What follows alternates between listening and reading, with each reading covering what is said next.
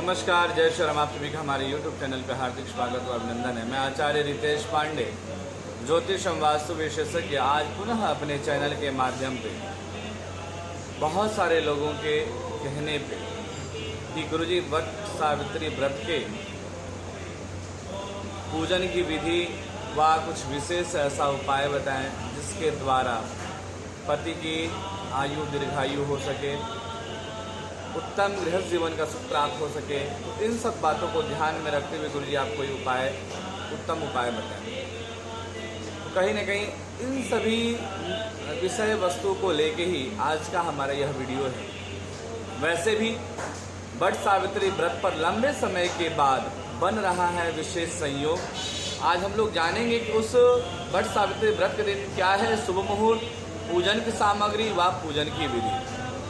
जैसा कि आप सभी को पता है कि सोमवती अमावस्या के दिन किया गया व्रत पूजा पाठ दान उपदान अक्षय फल को प्राप्त कराता है। वैसे में हमारे सनातन धर्म में वट सावित्री व्रत को कठिन व्रतों में से एक माना गया है। वट सावित्री व्रत हर वर्ष ज्येष्ठ माह के कृष्ण पक्ष की अमावस्या तिथि को रखा जाता है।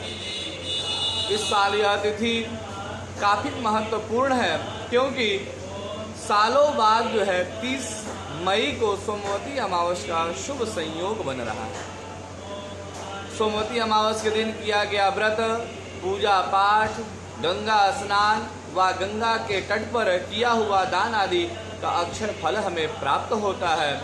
वट सावित्री को कठिन व्रतों में से एक माना गया है। हमारे सनातन धर्म में सबसे कठिन व्रतों में से एक कठिन व्रत स्त्री और माताओं के लिए वट सावित्री का माना गया है। इस दिन सुहागिन स्त्रियां अपने पति की लंबी आयु के लिए यह व्रत रखती हैं।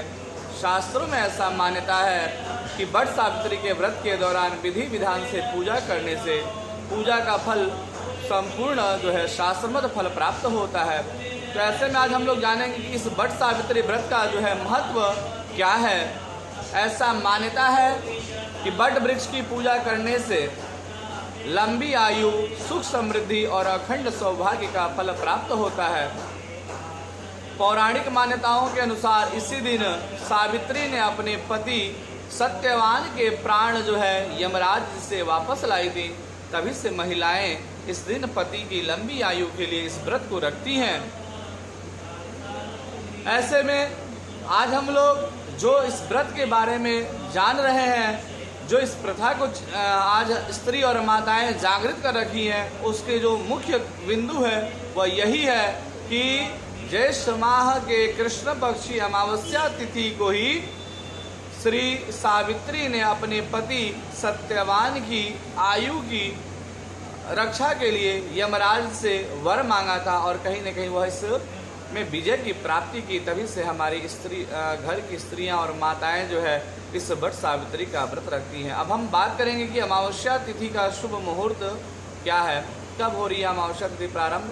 तो 29 मई 2022 को 2:54 दोपहर 2:54 से लेकर के अगले दिन 30 मई 2022 को 4:49 तो सायं समय तक यह अमावस्या तिथि रहेगी। तो उदया तिथि में 30 तारीख को उदया तिथि में अमावस्या तिथि होने के कारण यह 30 तारीख को मनाई जाएगी। यानी वट सावित्री का जो व्रत है वह 30 तारीख को मनाना उत्तम व सर्वोत्तम होगा। अब हम बात करेंगे वट सावित्री में इस व्रत पूजन की जो सामग्री है वो क्या क्या होना चाहिए।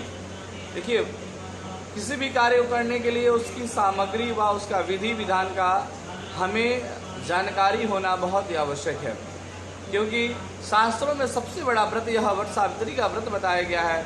तो ऐसे में वर्ष में एक बार आने वाले इस व्रत में किसी प्रकार का चूक ना हो जाए, किसी प्रकार का भूल ना हो जाए, जिससे किया हुआ फल व्रत का फल हमें प्राप्त ना हो सके। तो ऐसे में हमें इसके विधि विधान व महत्व के बारे में गहराई से जानना चाहिए ताकि इसका संपूर्ण फल हमें प्राप्त हो सके। तो ऐसे में अगर हम पूजन की सामग्री की बात करें तो अगर मिल सके तो सावित्री और सत्यवान की प्रतिमा या फोटो लें। धूप दीप घी बांस की पंखा जो बीजना जिसे बोलते हैं, बहुत जगह बीजना बोलते हैं, बहुत जगह पंखा बोलते हैं, वह पंखा लें, लाल कलावा लें, सुहाग का सामान लें, है ना। स्त्रियां जो है सुहाग की सामान, श्रृंगार का सामान लें, कच्चा सूत लें और भिगोया हुआ चना लें। बरगद का फल अगर मिल जाए तो बरगद का फल लें, जल से भरा हुआ कलश आदि शामिल करना चाहिए। अब हम बात करेंगे 23। इस दिन प्रातः काल में घर की सफाई करके नित्य कर्म से निवृत्त होकर स्नान आदि से निवृत्त होकर के पूजन की इन सामग्रियों को एकत्रित करें और इस दिन पवित्र जल को पूरे घर में छिड़काव करें और बांस की कटोरी में सप्तधान, जो बांस की कटोरी आती है, डली आती है, उसमें सप्तधान को ले करके पूजन की सामग्री को व्यवस्थित करें और साथ ही साथ ब्रह्मा के वाम पार्श्व में सावित्री की मूर्ति को स्थापित करें। इन टोकरियों को साथ में रख करके और दूसरी टोकरी में श्री सत्यवान तथा सावित्री की मूर्ति की स्थापना करें। इन टोकरियों को बट वृक्ष के नीचे ले जाकर रखें। अब सावित्री और सत्यवान की पूजा करते हुए बड़ की जड़ में जल चढ़ाएं और पूजा में जल, मौली, रोली, कच्चा सूत, भिगोया हुआ चना, फूल और धूप का प्रयोग करें। क्रमशः स्नान आदि करके कलावे से उस बट वृक्ष की परिक्रमा करें। फिर आप उन्हें तिलक करें, अक्षत लगाएं, पुष्प अर्पण करें, धूप दीप दिखा करके भिगोया हुआ चना, मूंगफली, इन सब चीज़ों को अर्पण करें और फिर जल से बट वृक्ष को सींच करके उसके तने के चारों ओर कच्चा धागा लपेट करके 3, 5, 7, 9 या 11 या हो सके तो 108 परिक्रमा लगाएं। ऐसा करने से पति की आयु दीर्घायु होती है, ऐसा शास्त्रों में माना गया और परस्पर दाम्पत्य जीवन में मधुर संबंध स्थापित होते हैं।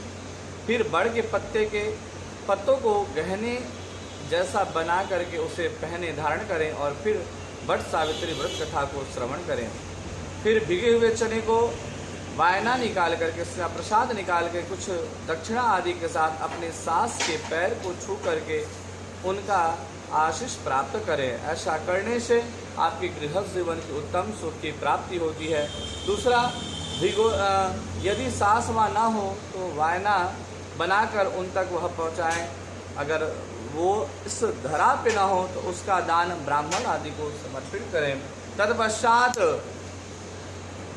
फिर पूजन समाप्ति पे ब्राह्मणों को वस्त्र तथा फल आदि वस्तुएं बांस के पात्र में रखकर दान करें और इस व्रत में सावित्री सत्यवान की पुण्य कथा का श्रवण अवश्य करें, क्योंकि इस कथा श्रवण करने से ही इस व्रत का संपूर्ण फल प्राप्त होगा। यह कथा पूजा करते समय दूसरों को भी सुनाएं, ऐसा करने से अनंत गुना फल की प्राप्ति होगी। तो आज के इस वीडियो में इतना ही, मिलते हैं किसी नए वीडियो के साथ, तब तक के लिए आप सभी को मेरा नमस्कार। जय श्री राम।